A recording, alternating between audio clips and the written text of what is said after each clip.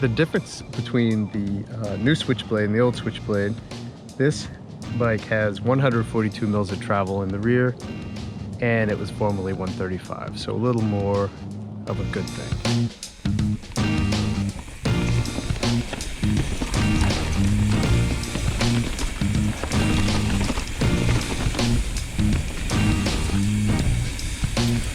If you notice, design-wise, there's no more clevis here. It's pretty cool. Also features adjustable angles. So now you can switch the head angle on this thing, or drop the bottom bracket or raise it to your liking. One of the coolest things about the new Switchblade is the option of the Fox Live. This works really well. I have experience with this on the Mach 4 by Pivot.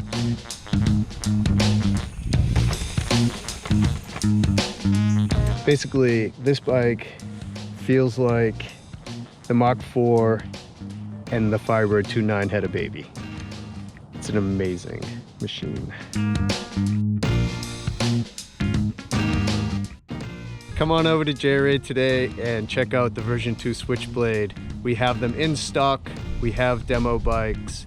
Come on down and check them out. Thank you.